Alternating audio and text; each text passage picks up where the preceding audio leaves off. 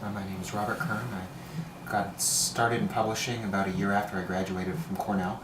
I needed a job. I'd fallen in love and my wife-to-be wouldn't let me move in with her until I was gainfully employed.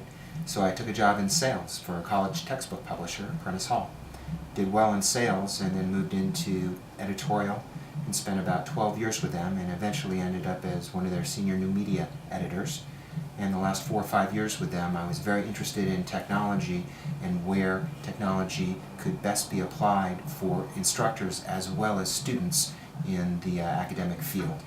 After Prentice Hall, I was recruited to Ventana to be their publisher and increase their publishing list. And then when Ventana was purchased by International Thompson and they got folded in, we had to transfer all of the assets over to a sister company. I had to let a lot of people go. And what I did was try to get them part-time work, and in the process created a publishing services company. And now it's been almost 15 years since I started Tips Technical Publishing, and hopefully this is where I'll retire.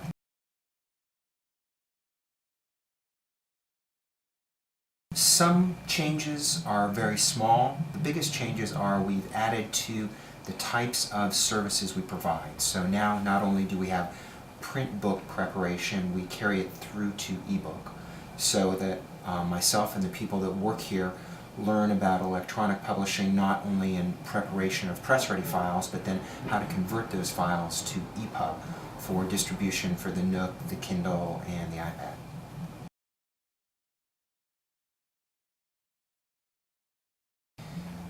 That's a good question, and it's one that's changing.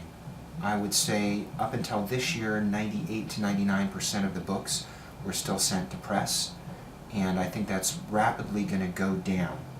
What the press does is create a barrier to entry to most authors, and it's why publishers exist. Publishers have deep pockets and can finance books, and in the past, books have cost between $40,000 and $60,000 to put up just a one-color, simple 250-page novel. Now with electronic publishing, you can put out a book for between $4,000 and $6,000, so anybody can finance that themselves.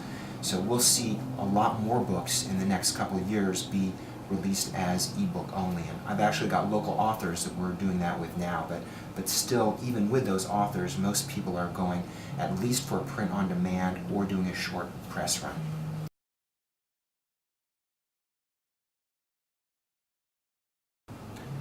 At least half of the books that we do these days are ebook format.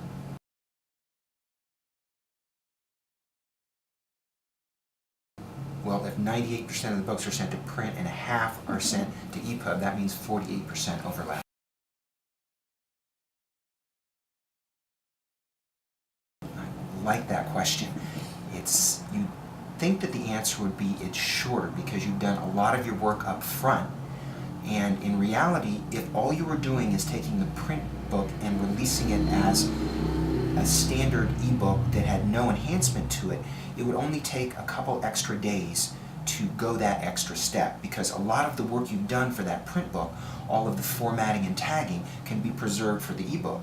But now if you give me a raw manuscript and I've got to do an ebook, that's going to take days to a week, because I've got to do all of that prep work that I was already doing for the book for the ebook. I don't have to balance pages, but I still have to do all of the tagging, get rid of overrides, and set it all up.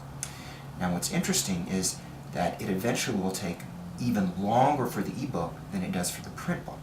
What the ebook is not taking advantage of now is audio and video and interactivity and linking to external sites that can easily be supported by the ebook format. And once you start adding those enhancements in, you could spend days, months, weeks, years really developing a rich ebook product.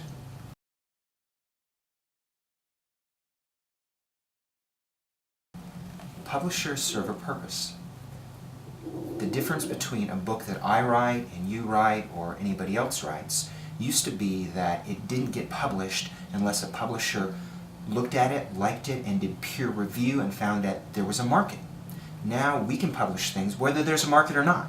So if you go on Amazon, there'll be, I'll call it crap, there's a lot of crap out there because there's no barrier to entry versus a publisher's role was barrier to entry and financing the product, as well as distribution and marketing, which takes a lot of work, and a lot of authors write good books that are unsuccessful because they do not know how to market and distribute them.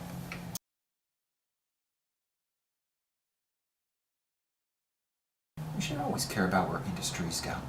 Ebooks are really turning publishing on its head for the first time in over 600 years. It's a fundamental paradigm shift to the way we distribute and consume the printed word. So psychologists should think about the difference of the mind and how the mind works with an electronic format versus a print format. Students should think about the interactivity and the additional enhancements. Everyday readers with their Kindle should think about the portability and the cost. So almost everything about publishing is in flux now with the advent of ebooks. So it's important that we know where it's going and that we push to make sure that where it goes is where we want it to go instead of where other people think that we want it to go.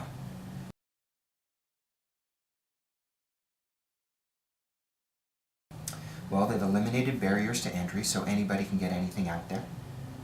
They've allowed the book to evolve to the next level. Not that many of them are yet, but the possibilities are there. I'm not sure what else has changed. That's kind of it. I mean, it's a new paradigm for receiving content. Content's always been there, but now it can be more integrated and more connected with the rest of the world through the ebook.